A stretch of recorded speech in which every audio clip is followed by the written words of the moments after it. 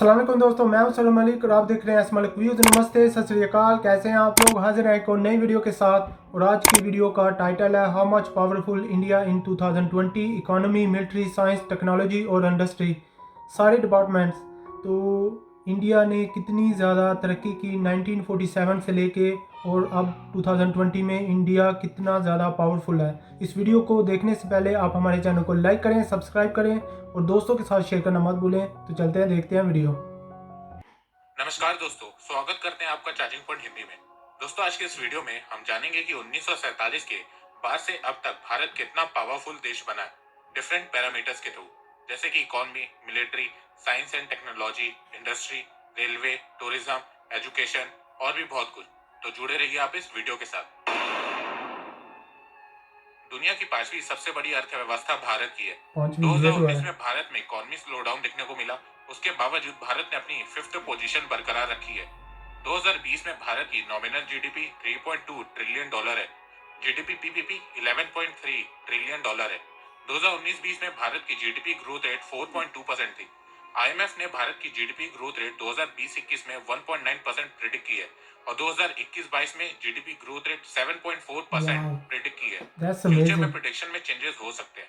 2020 में जीडीपी पर capital nominal में $2,338 है और पीपीपी में $9,027 है। जीडीपी बाय सेक्टर की बात करें तो एग्रीकल्चर सेक्टर 15.4% है, इंडस्ट्री 23% है, सर्विस सेक्टर 61.5% है। पॉवर्टी की बात करें तो बीते 10 सालों में भारत में गरीबी कम हुई है। United nation multi dimensional poverty index report में यह बताया गया है कि भारत में बीते 10 साल में 271 मिलियन मतलब 27.1 करोड़ लोग पॉवर्टी से बाहर आए। 10 साल में पॉवर्टी रेट भारत में 55% से घट के 28% पे आ गया है। ये रिपोर्ट 2016 की है। हर 5 साल में यूएन की रिपोर्ट आती है, तो 2021 की रिपोर्ट में आपको गरीबी और कम होती हुई दिखेगी। ब्रुकिंग ब्लॉक्स की एक रिपोर्ट में बताया गया है कि हर मिनट में 44 भारतीय एक्सट्रीम पॉवर्टी से बाहर आ रहे हैं। बीते कुछ सालों में एक्सट्रीम पॉवर्टी भारत में बहुत कम हुई है। दिसंबर 2018 तक भारत में एक्सट्रीम पॉवर्टी 3% थी। 2024 तक भारत एक्सट्रीम पॉवर्टी को खत्म करना चाहता है, पर कोरोना के कारण एक अनुमान ये भी लगाया गया है कि भारत में लगभग 100 मिलियन लोग पॉवर्टी लाइन से नीचे आ जाएंगे। तो देखना यह है कि भारत सरकार इस प्रॉब्लम को कैसे सॉल्व करती है। कोरोना से पहले भारत की अनएम्प्लॉयमेंट रेट 6.1% थी। कोरोना के चलते भारत की अनएम्प्लॉयमेंट रेट बढ़ी है। Centre for monitoring Indian economy CMI सारे देशों को इस तरह की प्रॉब्लम लॉकडाउन के चलते भारत की अनएम्प्लॉयमेंट रेट अप्रैल और मई में 23% थी। फिर जैसे जैसे भारत में लॉकडाउन खत्म होने लगा, वैसे वैसे भारत की अनएम्प्लॉयमेंट कम होने लगी। जून में भारत की अनएम्प्लॉयमेंट रेट 10.99 लगभग 11% थी। जुलाई में 7.43% हो गई थी। 12 अगस्त 2020 तक भारत की अनएम्प्लॉयमेंट रेट 7.76% थी। मैंने इस वेबसाइट की लिंक डिस्क्रिप्शन में दी है, जिसे आप डेली भारत की अनएम्प्लॉयमेंट रेट चेक कर सकते हैं। ये डाटा CMIE के द्वारा दिया गया है। फॉरेन रिजर्व भारत का $540 बिलियन है 17 जुलाई 2020 तक। ईज ऑफ डूइंग बिजनेस में भारत की रैंक 63 है। एक्सपोर्ट 2019-20 में भारत का $314 बिलियन था और इंपोर्ट $467 बिलियन था। ट्रेड डेफिसिट 2020 में भारत का कम हुआ है, जो कि बहुत अच्छी बात है। 2019 में भारत का ट्रेड डेफिसिट $184 बिलियन था। 2020 में ये $152 बिलियन हो गया है और कम होने की वजह है कोरोना की वजह से लॉकडाउन हो गया और फिर उससे बिजनेसेस, इंडस्ट्री, ट्रेड सब बंद हो गया कुछ टाइम के लिए। फ्यूचर की बात करें तो United Nation Conference on Trade and Development ने एक रिपोर्ट पब्लिश की थी, द कोविड-19 शॉक टू डेवलपिंग कंट्रीज। इस रिपोर्ट में यूएन ने बताया है कि इस महामारी के कारण दुनिया भर के सभी देशों की अर्थव्यवस्था गिरेगी और वर्ल्ड इकोनॉमी इस साल रिसेशन में चली जाएगी, सिवाय चाइना और भारत के। मतलब ये है कि भारत और चाइना की भी जीडीपी ग्रोथ रेट गिरेगी, पर उतना नुकसान नहीं होगा जितना दुनिया भर के देशों को होगा। भारत में इसका इम्पैक्ट ज्यादा देखने को क्यों नहीं मिलेगा, इस पे मैंने एक वीडियो ऑलरेडी बना रखा है, उसकी लिंक डिस्क्रिप्शन में, और आप यहाँ आई कार्ड पे भी क्लिक करके वीडियो देख सकते हैं। मिलिट्री की बात करें तो दुनिया की चौथी सबसे पावरफुल मिलिट्री भारत की है। दुनिया की सबसे बड़ी फौज भारत की है और दुनिया का तीसरा सबसे बड़ा मिलिट्री बजट भारत का है, जो कि $71.1 बिलियन है। मिलिट्री बजट का फिगर ऊपर नीचे होता रहता है क्योंकि रुपए की वैल्यू डॉलर्स के मुकाबले अप डाउन होती रहती है, तो कभी आपको मिलिट्री बजट ज्यादा दिखेगा तो कभी कम। भारत के पास 130 न्यूक्लियर वॉरहेड है। वेपन की बात करें तो भारत के पास अर्जुन भीष्म टैंक है, बोफोर्स M777 आर्टिलरी गन है, Apache, Rudra, Mi-24, Chinook, Mi-17V5 जैसे हेलीकॉप्टर्स हैं, हार्पी, हेरॉन ड्रोन्स हैं, न्यूक्लियर सबमरीन है, एयरक्राफ्ट कैरियर है, सुखोई SU-30 MKI है, तेजस है, मिराज है, MiG-29 है और अब राफेल एयरक्राफ्ट है। राफेल। भारत के पास शौर्य, अग्नि, काली, पृथ्वी, ब्रह्मोस, प्रहर, निर्भय, पराकेट, आकाश और भी बहुत तरह की मिसाइल है जो कि भारत की ताकत को बढ़ाती है। साइंस एंड टेक्नोलॉजी की बात करें तो दुनिया की one of the best space technology Bharat के पास है। इसरो ने बीते कुछ सालों में पूरी दुनिया में अपना लोहा मनवाया है। दुनिया की नजर में इसरो तब सामने आया जब उसने 2008 में चंद्रयान मिशन को लॉन्च किया और इस मिशन से भारत दुनिया का पहला देश बना जिसने चांद पे पानी खोज निकाला और इसका सबूत सभी स्पेस एजेंसीज को भेजा और सभी ने इसे सही माना। उसके बाद इसरो की मदद से भारत पहले ही प्रयास में मंगल ग्रह तक सफलतापूर्वक पहुंचने वाला पहला देश बना। अमेरिका, रशिया और यूरोपियन स्पेस एजेंसी के बाद मंगल ग्रह पे पहुंचने वाला भारत चौथा देश बना। 15 फरवरी 2017 को इसरो ने स्पेस में 104 सैटेलाइट लॉन्च किया और इसके साथ ही एक बार में सबसे ज्यादा सैटेलाइट स्पेस में लॉन्च करने का रिकॉर्ड भी भारत के नाम हो गया। मिशन शक्ति के चलते भारत दुनिया का चौथा देश बना जो अंतरिक्ष में कहीं भी सैटेलाइट को तबाह कर सकता है। ये उपलब्धि अमेरिका, रशिया, चाइना ने हासिल की हुई है। इसरो के फ्यूचर मिशन की बात करें तो इसमें आदित्य L1 मिशन है जो सूर्य के बारे में पता लगाएगा, चंद्रयान 3 है, गगनयान है, मंगलयान 2 है और शुक्रयान वीनस मिशन शामिल है। इंडस्ट्री भारत की आईटी इंडस्ट्री दो मेजर कंपोनेंट में डिवाइडेड है। एक है आईटी सर्विसेज और दूसरा है बीपीओ सर्विसेज। भारत की आईटी इंडस्ट्री में 17,000 से ज्यादा फर्म्स हैं, जिसमें से 1,000 बड़ी फर्म्स हैं, जिसके भारत में 50 से ज्यादा डिलीवरी लोकेशन है। साल 2020 तक भारत के आईटी इंडस्ट्री में 4.36 मिलियन एम्प्लॉयज हैं। भारत के सिर्फ 4 IT giant companies TCS, Infosys, Wipro, एसईएल टेक में 1.02 मिलियन एम्प्लॉयज हैं। भारत का आईटी सेक्टर भारत की जीडीपी में 8% कंट्रीब्यूट करता है। भारत लार्जेस्ट एक्सपोर्टर है आईटी का, बीपीओ का और सॉफ्टवेयर सर्विसेज का। वर्ल्ड का 55% मार्केट शेयर भारत के पास है। में सबसे अमेरिका का 2/3 इंजीनियर्स आईटी इंडिया में सर्विस है। एक्सपोर्ट मार्केट भारत के पास है। 2019-20 में भारत की आईटी और बीपीएम इंडस्ट्री का रेवेन्यू $191 बिलियन था, जिसमें से 147 बिलियन रेवेन्यू एक्सपोर्ट के जरिए था और $44 बिलियन डोमेस्टिक रेवेन्यू था। भारत हर साल आईटी इंडस्ट्री में 7.7% से ग्रो कर रहा है और माना जा रहा है कि 2025 तक भारत की आईटी इंडस्ट्री की रेवेन्यू $350 बिलियन होगी। पिछले 10 सालों में भारत के रिटेल इंडस्ट्री में बहुत जबरदस्त ग्रोथ देखने को मिली है, जिसका प्रूफ यह है कि 2019 में ग्लोबल रिटेल डेवलपमेंट इंडेक्स में भारत की रैंक सेकंड है। भारत की रिटेल इंडस्ट्री की वैल्यू 2018 में $950 बिलियन की है और ये ईयरली 13% की ग्रोथ के साथ बढ़ रही है और माना जा रहा है कि 2026 तक भारत के रिटेल मार्केट की वैल्यू $1.75 ट्रिलियन की होगी। भारत की जीडीपी में रिटेल मार्केट का कंट्रीब्यूशन 10% का है। भारत की ई कॉमर्स मार्केट 2017 में 38.5 बिलियन की थी और ये एनुअली 30% की ग्रोथ के साथ बढ़ रही है और माना जा रहा है कि 2026 तक भारत के ई कॉमर्स मार्केट की वैल्यू $200 बिलियन की होगी। और अगर इसी तरह भारत की ई कॉमर्स मार्केट की ग्रोथ होती रही तो माना जा रहा है कि 2034 तक भारत अमेरिका को पीछे छोड़ के दुनिया का दूसरा सबसे बड़ा ई कॉमर्स मार्केट बन जाएगा। भारत में ई कॉमर्स मार्केट के बढ़ने की सबसे बड़ी वजह है इंटरनेट अवेलेबिलिटी। भारत में इस समय 718 मिलियन इंटरनेट यूजर हैं, जो कि आबादी का सिर्फ 54% है। चाइना के जैसे बाद जैसे इंडिया। भारत में इंटरनेट यूजर की गिनती बढ़ेगी वैसे वैसे भारत का ई कॉमर्स मार्केट भी बढ़ने लगेगा। स्टॉक मार्केट की बात करें तो बॉम्बे स्टॉक एक्सचेंज एशिया का पहला स्टॉक एक्सचेंज है और इस समय वर्ल्ड का 10वां लार्जेस्ट स्टॉक एक्सचेंज है, जिसकी मार्केट कैपिटलाइजेशन $2.1 ट्रिलियन है। भारत के दूसरे stock exchange national stock exchange की रैंक 11th है और मार्केट कैपिटलाइजेशन $2 ट्रिलियन है। मॉर्गन स्टैनली की रिपोर्ट के मुताबिक भारत के इक्विटी मार्केट कैपिटल की वैल्यू 2027 तक $6.1 ट्रिलियन की होगी। भारत का टेलीकॉम मार्केट वर्ल्ड का सेकंड लार्जेस्ट टेलीकॉम मार्केट है। मोबाइल यूजर के मामले में भी भारत की रैंक सेकंड है। 31 दिसंबर 2019 तक भारत में 1.1 बिलियन मोबाइल यूजर है। इंटरनेट यूजर के मामले में भी भारत की रैंक सेकंड है। भारत की pharmaceutical industry volume wise world की थर्ड लार्जेस्ट फार्मास्यूटिकल इंडस्ट्री है। मेडिसिन में वर्ल्ड की इंडिया बहुत ही लार्जेस्ट जबरदस्त प्रोड्यूसर है है। एपीआई में थर्ड लार्जेस्ट है और सस्ती। भारत में 3,000 से ज्यादा फार्मा कंपनीज हैं, जिनके पास 10,500 से ज्यादा मैन्युफैक्चरिंग फैसिलिटीज है। 2019 में भारत का डोमेस्टिक फार्मास्यूटिकल मार्केट $20 बिलियन का था और ये एनुअली 9 से 10% की ग्रोथ से बढ़ रहा है और माना जा रहा है कि 2025 तक भारत का फार्मास्यूटिकल सेक्टर का मार्केट $100 बिलियन तक का हो जाएगा और मेडिकल डिवाइस का मार्केट $25 बिलियन तक का हो जाएगा। 2018-19 में भारत ने $19.3 बिलियन का फार्मा एक्सपोर्ट किया था। आने वाले दिनों में आपको भारत की फार्मास्यूटिकल इंडस्ट्री में बहुत ग्रोथ देखने को मिलेगी। मुझे लग रहा है डबल हो जाएगा। धीरे धीरे अपनी डिपेंडेंसी चाइना से कम कर रहा है फार्मास्यूटिकल के मामले में और इंडियन फार्मास्यूटिकल इंडस्ट्री को बढ़ाने में लगा हुआ है। भारत इस समय दुनिया का दूसरा सबसे बड़ा मैन्युफैक्चरर है पीपीई किट्स का और 2025 तक इस इंडस्ट्री की वैल्यू $60 बिलियन तक की हो जाएगी। अब बात करते हैं ऑटोमोबाइल सेक्टर की। भारत वर्ल्ड का लार्जेस्ट ट्रैक्टर मैन्युफैक्चरर है, सेकंड लार्जेस्ट बस मैन्युफैक्चरर है, वर्ल्ड लार्जेस्ट टू व्हीलर और थ्री व्हीलर मैन्युफैक्चरर है, वर्ल्ड का third largest heavy truck manufacturer है, फोर्थ लार्जेस्ट कार मैन्युफैक्चरर है। ऑटोमोबाइल सेक्टर का कंट्रीब्यूशन भारत की जीडीपी में 7.1% का है। 35 मिलियन मतलब 3.5 करोड़ एम्प्लॉयमेंट जनरेट होती है ऑटोमोबाइल सेक्टर से। इंडिया के एक्सपोर्ट में 4.3% कंट्रीब्यूशन है ऑटोमोबाइल सेक्टर का और लगभग 22% कंट्रीब्यूशन है मैन्युफैक्चरिंग सेक्टर में।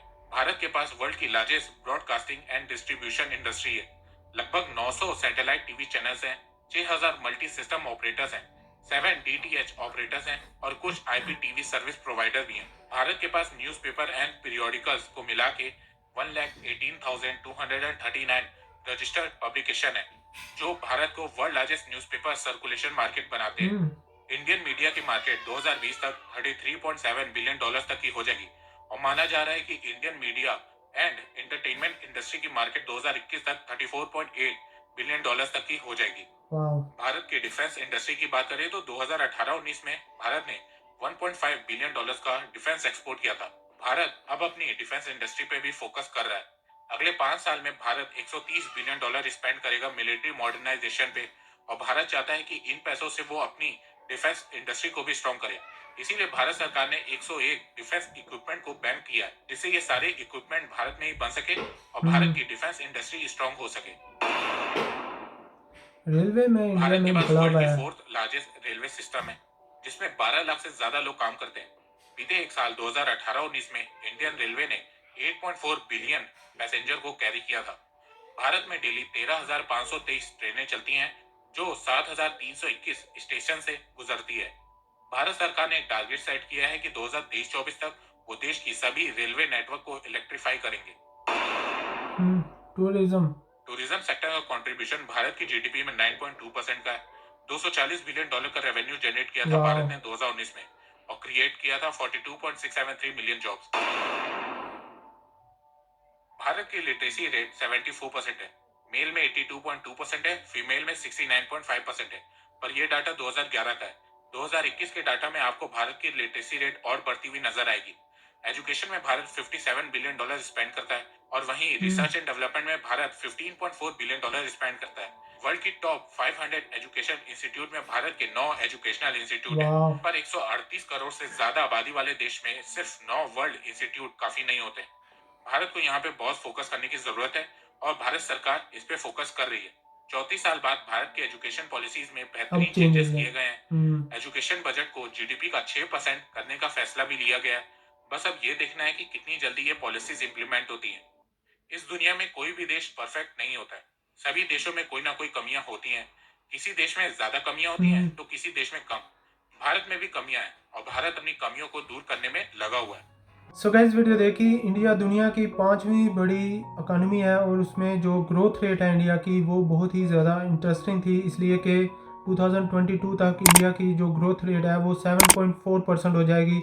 अभी कोरोना वायरस की वजह से ब्रेक लगी, इकोनॉमी बहुत ज़्यादा स्लो हो गई, तो भाई पूरी दुनिया में इकोनॉमी है ना जो वो बहुत ज़्यादा स्लो है और कुछ कंट्री तो ऐसे हैं जो बैठ ही गए हैं।